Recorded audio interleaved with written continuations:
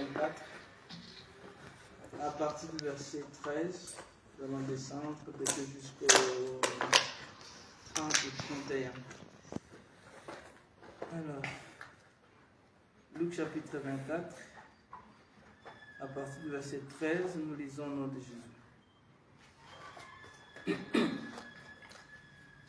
Et voici ce même jour, 2 disciples allaient à un village nommé Emmaüs, éloigné de Jérusalem de 60 stades.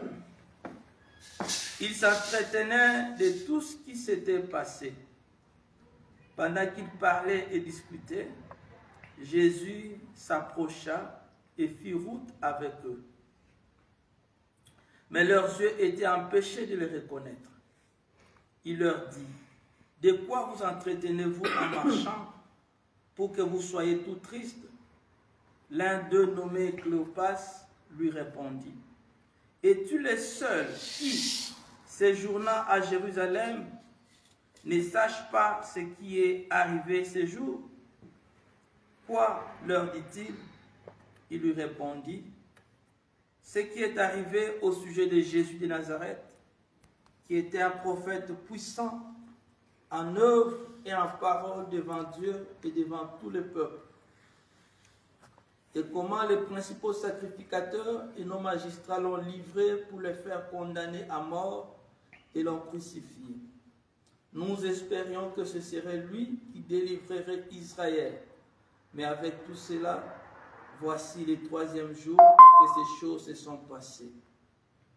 Il est vrai que quelques femmes d'entre nous nous ont fort étonnés, s'étant rendues de grand matin au sépulcre et n'ayant pas trouvé son corps. Elles sont venues dire que des anges leur sont apparus et ont annoncé qu'il est vivant. Quelques-uns de ceux qui étaient avec nous sont allés au sépulcre et ils ont trouvé les choses comme les femmes l'avaient dit. Mais lui, ils ne l'ont point vu.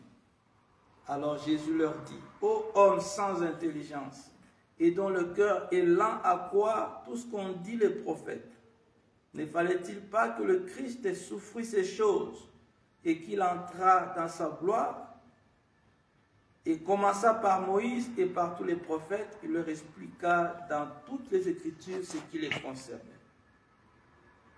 Lorsqu'ils furent près du village où ils allaient, il parut vouloir aller plus loin.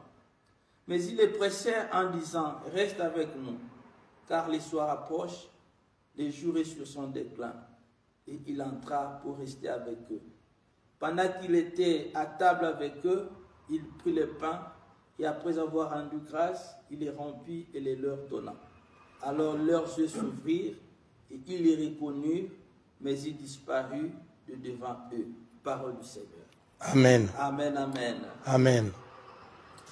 Bien-aimés, ce texte de l'évangile de Luc nous raconte les événements qui se sont passés après la résurrection du Christ. Amen. Amen. Ce qui s'est passé sur le chemin d'Emmaüs, et c'est le thème que nous nous proposons ce soir, sur le chemin d'Emmaüs. Amen. Amen, amen. Amen. Sur le chemin d'Emmaüs, qu'est-ce qui s'est passé? Sur le chemin d'Emmaüs, ce soir, nous voulons dire sur le chemin de notre vie, sur le parcours que nous avons sur cette terre. Sur le chemin d'Emmaüs, ce soir, ça veut dire tout simplement sur le chemin de 2025, tout au long de cette année, dans ce parcours.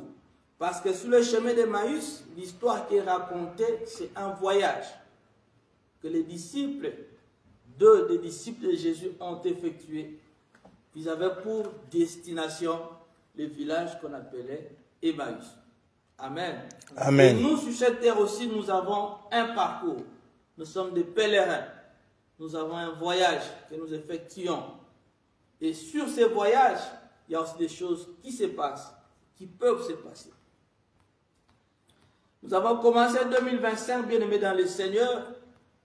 Nous sommes au mois de mai. C'est aussi sur le parcours de 2025. Nous sommes encore en chemin. nous allons vers 2026. Amen, amen. Amen. Sur le chemin d'Emmaüs, qu'est-ce qui s'est passé? Avant d'arriver sur le chemin d'Emmaüs, un événement majeur s'est passé, nous savons, c'est la mort de notre Seigneur Jésus-Christ. C'est Jésus qui est venu, nous en avons parlé le dimanche de Rameau, qui s'est révélé comme le Messie, que tout le monde attendait. Israël attendait un Messie qui viendrait le libérer, qui viendrait le libérer de la domination romaine, qui viendrait mettre de l'ordre sur le plan religieux, du point de vue spirituel, du point de vue politique. Il était très attendu. Mais il s'est fait qu'il est mort de la manière que nous connaissons. Et le troisième jour, la Bible dit, ces hommes sur le chemin d'Emmaüs se sont mis à parler. Se sont mis à parler. Ils parlaient effectivement des événements qui se sont passés. Mais la Bible dit, bien aimé dans le Seigneur, que pendant qu'ils partaient, alors qu'ils s'étaient éloignés de Jérusalem des 60 stades, c'était la destination vers Emmaüs, ils s'entretenaient de tout ce qui s'était passé. Pendant qu'ils parlaient et discutaient, la Bible dit, Jésus s'approcha et fit route avec eux. Amen, amen. Amen. La première des choses que nous allons relever sur ce thème, c'est que sur le chemin d'Emmaüs, Jésus était avec eux. Eux qui étaient attristés, eux qui étaient désespérés, ils venaient de vivre un événement traumatisant, un événement désespérant, la mort de celui que tout le monde attendait. Mais la Bible dit, pendant qu'ils s'entretenaient entre eux, Jésus s'approcha et fit route avec eux. Bien-aimés, nous avons commencé ce culte par cette parole que Jésus a laissée aux disciples. Dans Matthieu 28, je pense que nous prenons le verset 19 jusqu'au 20, c'est lorsqu'il dit, allez, faites de toutes les nations des disciples, le baptisant au nom du Père, du Fils et du Saint-Esprit. Enseignez-leur à observer tout ce que je vous ai prescrit. Et il dit, et voici, je suis avec vous tous les jours jusqu'à la fin du monde. C'est-à-dire, Jésus savait que nous aurons un parcours, nous aurons un voyage, un pèlerinage. Mais il dit, voici, je suis avec vous tous les jours jusqu'à la fin du monde. Et il a commencé par l'éprouver. Avec ce voyage d'Emmaüs, la Bible dit qu'il était là, il s'est approché, il faisait route avec eux. Je vais nous dire ce soir, bien-aimés dans le Seigneur, sur le chemin d'Emmaüs, Christ est avec toi. Amen. Amen, amen. Amen. C'est la première des choses dont nous devons prendre conscience. Que sur le chemin dans lequel nous nous trouvons, dans ce parcours de la vie, Christ fait route avec nous. Si nous avons conscience de cet élément, bien-aimé dans le Seigneur, nous pouvons être rassurés. Amen. David dit, quand je traverse la vallée de l'ombre de la mort, je ne crains aucun mal. Parce qu'il avait conscience que l'Éternel, son berger, était avec lui. Comme disciples, comme servantes et serviteurs de Jésus, si nous avons la foi, nous devons avoir cette conscience permanente. Quels que soient les lieux, quel que soit le temps, que Christ fait route avec nous. Amen. Amen, amen. Amen. Christ est avec nous, bien-aimés dans le Seigneur. Dans ce parcours de l'année 2025, dans ce parcours du travail, dans ce parcours familial, Christ est avec nous. Amen. Le problème, c'est que nous ne prenons pas conscience. Nous sommes tellement occupés, nous sommes tellement préoccupés, nous sommes tellement attirés par la réalité, par les choses qui nous entourent, que souvent on ignore la présence de Christ à nos côtés. Sur le chemin d'Emmaüs, Christ faisait route avec ses disciples. Et s'il est le même et qui n'a pas changé, et s'il est fidèle à sa parole, comment ne serait-il pas avec nous sur le parcours de notre vie? Amen, amen. Amen. Nous devons être rassurés, bien-aimés dans le Seigneur, que sur le chemin dans lesquels nous nous trouvons, Christ est avec nous. Il fait route avec nous. Et Jésus, lorsqu'il s'est approché, la Bible dit, mais leurs yeux étaient empêchés de les reconnaître. C'est ça notre problème. Tellement qu'on est débordé de problèmes, tellement qu'on voit les choses se dégrader à nos yeux, tellement qu'on voit le monde pourrir à nos yeux, on a comme l'impression que Nzambangwaza n'était. Amen, amen. Amen. C'est ce que nous entendons et parfois que nous disons. Dieu est vraiment là. Est-ce qu'il est vraiment là? Il voit ces choses se dégrader comme ça. Il voit ces choses se détruire. Il voit les innocents mourir comme ça. Nous sommes empêchés de voir Christ à cause des réalités de ce monde. À cause de ce qui nous entoure.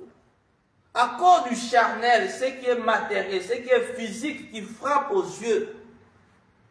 Et l'homme a plus conscience de ce qui est palpable, de ce qui est physique, de ce qui est vérifiable. Et ce qui est vérifiable, parfois, ça donne l'impression du contraire de ce que Dieu a dit, de ce que Dieu est.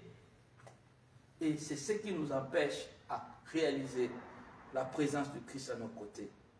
Mais la Bible dit dans Romains, ne vous conformez pas au siècle présent, mais soyez transformés par le renouvellement de l'intelligence. Amen. Le renouvellement de l'intelligence, c'est aussi avoir cette vision des choses différentes du monde.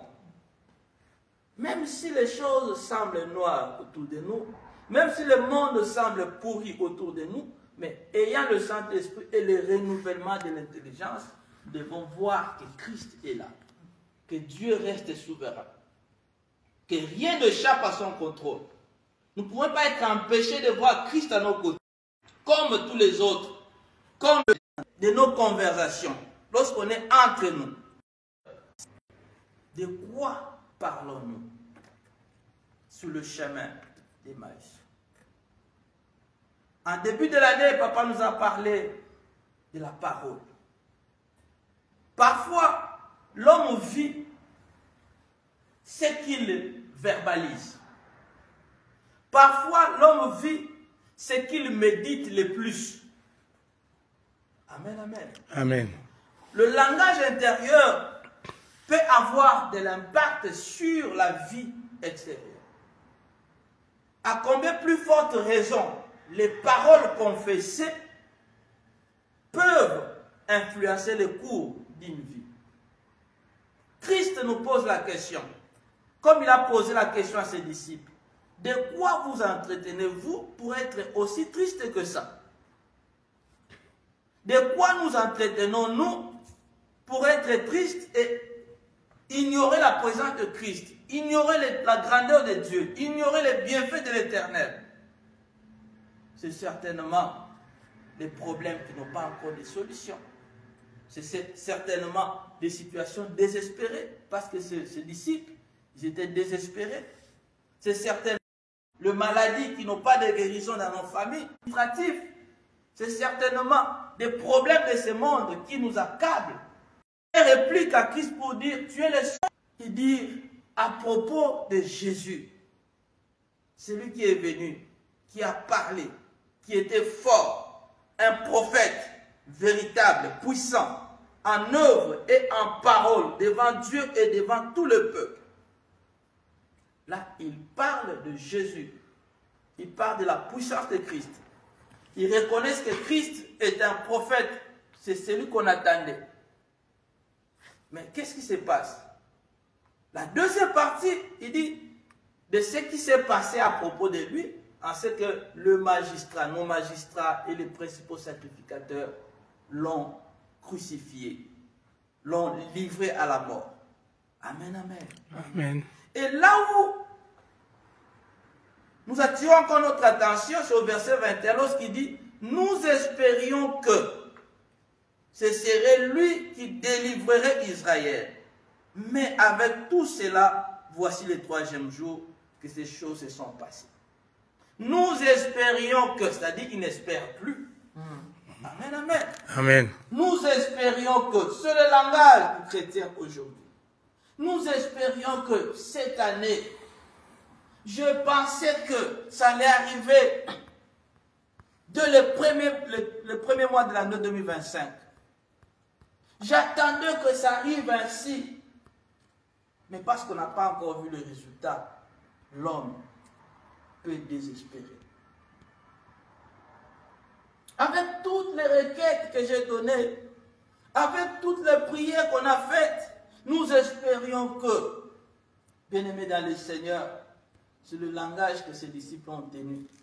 Mais toi et moi, ce soir, nous nous interdisons de désespérer. Amen. Nous nous interdisons de désespérer parce que la Bible dit que l'Éternel a compassion de ceux qui espèrent en lui. Amen. L'Éternel a de la bonté pour ceux qui espèrent en lui. Il faudrait que ceux qui s'approchent de l'Éternel croient que Dieu existe et qu'il est le rémunérateur de ceux qui le cherchent.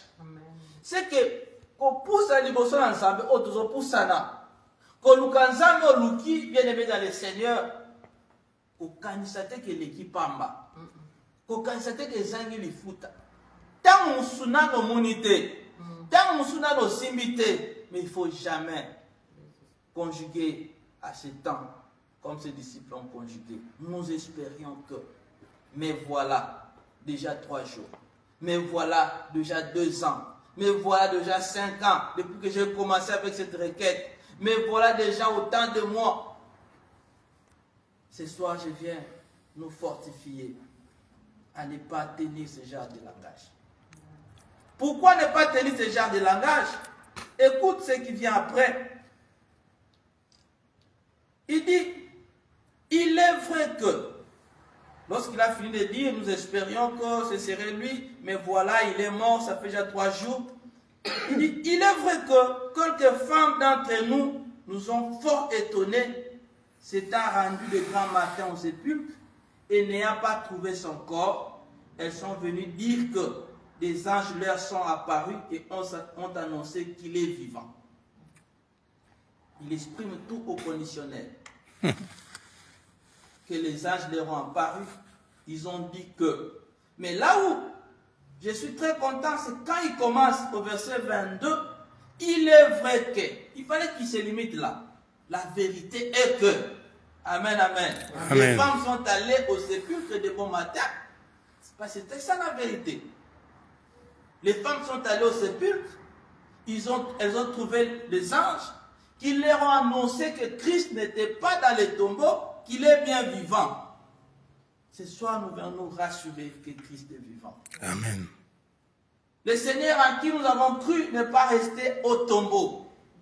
Le Seigneur en qui nous avons cru est mort. Oui, il est mort à cause de nos péchés. Il est mort à cause de notre iniquité. Il est mort pour porter nos fardeaux. Mais le 3e jour, il est ressuscité.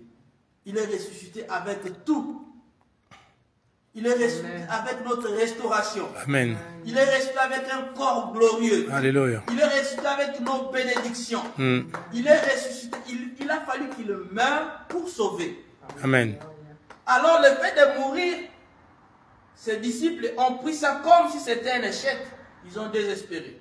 Mais aujourd'hui, avec la révélation du Saint-Esprit et connaissant l'histoire, nous pouvons être rassurés que même si nous ne voyons rien, nous savons que notre Christ est là. Amen. Le Seigneur est là. Amen. Le silence de Christ ne signifie pas qu'il n'agit pas. Il est resté silencieux pendant 3 jours. Ça ne voulait pas dire qu'il avait échoué. Mais c'était un temps où il était en train de présenter tout ce que nous avions commis comme péché. Il était en train de payer nos dettes. Il était en train de régler nos problèmes. Au niveau des tribunaux spirituels, il était en train de régler. Alléluia. Là où nos noms étaient écrits pour être condamnés, il était en train d'effacer. Amen. Là où on devrait nous condamner, il était en train d'effacer. C'est le travail qu'il a fait pendant ces 3 jours. Il a réglé les comptes afin que toi et moi, nous soyons sauvés. Que toi et moi, nous ayons la vie sauve. Nous ayons la vie éternelle. Que nous ayons des grâces et des bénédictions. Amen, amen. Amen. Bien-aimés, alors, Jésus va leur dire, hommes sans intelligence, et dont le cœur est lent à croire tout ce qui ont été dit par les prophètes. Il ne faut pas que Christ arrive à ce point pour toi, mon frère, pour toi, ma soeur. Parce que l'homme, nous avons le cœur lent à croire. Quand il dit, ils ont le cœur lent à croire, tout ce qu'ont dit les prophètes. Donc, les prophètes qui sont venus avant lui, les prophètes sont des paroliers, des personnes qui parlent de la part de Dieu, des messagers, je veux dire. Amen, amen. Amen. Donc, Christ est en train de faire référence à toutes les paroles qui ont été dites à son sujet précédemment. Mais que ces gens avaient l'heure de ne plus croire, de ne plus avoir conscience. Le dimanche, la servante de Dieu nous a parlé des acquis. C'est de toutes les paroles que nous avons reçues précédemment. De toutes les promesses que nous avons reçues précédemment. Ces promesses sont encore valables. Amen. Nous devons rester accrochés à ces promesses-là. Nous devons rester fidèles à ces promesses-là. Nous devons être comme Habakkuk. Il dit, je me tiens à mon poste. Je me tenais à mon poste, j'étais sur la tour. Et j'attendais pour voir ce que l'Éternel allait me dire. Et ce que j'allais répliquer. Il dit que l'Éternel lui a dit, écris la prophétie. Grave-la sur des tables. Et qu'on la lise couramment. Amen, amen. Amen. Parce que c'est une promesse, c'est une prophétie dont le terme est déjà fixé. Elle ne tardera pas de s'accomplir. Si elle tarde, attends-la. Car elle s'accomplira et elle s'accomplira certainement. Amen. Ce soir, le Seigneur veut que nous puissions considérer toutes les paroles que l'Éternel a sorties de par ses serviteurs, par ses servants, à notre sujet. Amen. Les paroles de Dieu n'expirent jamais. Il ne faut pas dire que c'était des paroles qui ont été déclarées en 2024 et que 2024 s'est terminé, je n'ai pas vu l'accomplissement, que ces paroles n'ont plus d'effet. Non. Christ les a renvoyés à ce qui a été dit précédemment à son sujet par les prophètes. Amen. Que cela devait s'accomplir et qu'il n'avait pas à ignorer ou à désespérer par rapport à ça, parce qu'il y a eu 3 jours qui n'ont pas vu le Christ. Ce soir, le Seigneur veut que nous puissions nous appuyer sur toutes les bonnes paroles que l'Éternel a dites à notre sujet. Amen. Car elles vont s'accomplir. Et elles s'accompliront certainement. À coup sûr. La foi, c'est aussi ça, bien-aimé dans le Seigneur. C'est considérer tout ce qui a été dit et le croire hier, aujourd'hui, comme on a cru hier. Considérer que cela va arriver et nous le verrons s'accomplir. Amen. Amen, amen. Amen. Et alors, lorsqu'ils continuaient leur marche, Jésus leur a relaté les Écritures, leur a parlé de tout ce qui s'est passé, de tout ce qui a été dit à son sujet. À un moment donné, il voulait aller trop loin. Il voulait aller et les laisser, mais les disciples ont pressé Jésus. Ils ont insisté que Jésus ne parte pas, qu'il reste avec eux. Amen, amen. Amen. Et c'est lorsqu'ils sont restés sur la table en mangeant, c'est alors que quand Jésus a rompu le pain, les a donnés, que leurs yeux se sont ouverts et ils ont réalisé que c'était le Christ. Amen, amen. Amen. J'aime ce que ces disciples ont fait. Ils marchaient avec le Christ. À un moment donné, il faisait noir, il faisait soir. Jésus voulait. La Bible dit, Jésus semblait. Je préfère lire ça. Lorsqu'ils furent près du village où ils allaient, il parut vouloir aller plus loin. Il parut vouloir aller plus loin. Donc Christ parut vouloir aller plus loin. En réalité, il ne voulait pas aller plus loin. Amen, amen. Amen. C'est que Christ attendait quelque chose de ses disciples. Mais la Bible dit ici, pendant qu'il Christ parut vouloir aller plus loin, mais ils le pressèrent en disant, reste avec nous. Donc Christ, son intention, sa volonté parfaite était de rester avec eux. Mais il voulait qu'eux-mêmes puissent l'exprimer. C'est ça. Amen, amen. Amen. Parce que Luc exprime que Christ parut vouloir aller plus loin. Donc il ne voulait pas aller plus loin, mais il voulait voir comment ces gens-là, est-ce qu'ils étaient intéressés par rapport à tout ce qu'il a dit? Est-ce qu'ils étaient intéressés à connaître la vérité? Ils étaient intéressés à rester avec lui. Parfois, il y a des choses qui nous arrivent. Le Seigneur veut aussi voir la soif que nous avons de rester dans sa présence. Tout à fait. Nous devons insister, nous devons nous accrocher au Seigneur. Nous ne devons pas laisser Christ partir loin de nous. Je veux dire, nous ne devons pas laisser la parole de Dieu. Amen. Nous devons rester accrochés à la parole de Dieu. Retenir la parole de Dieu à nous. La consommer. Aimer là où on parle de Dieu. Aimer rester longtemps là où on parle de Dieu. Aimer rester à l'écoute de Dieu. Aimer rester dans la présence de Dieu. Amen. C'est alors que nous aurons la révélation. C'est en restant avec Christ, quand Christ est resté, pendant le repas, en rompant le pain, c'est la parole. C'est alors que leurs yeux se sont ouverts et ils ont vu le Christ. C'est la promesse faite. Ils l'ont vu et ils l'ont palpé. Amen, amen. Amen. C'est lorsque nous restons accrochés à la parole de Dieu, c'est lorsque nous consommons la parole de Dieu que le Seigneur nous ouvre les yeux. Amen. Il fait tomber les écailles de nos yeux. Il nous donne des révélations et nous palpons ses promesses. Nous palpons la personne du Christ dans nos vies.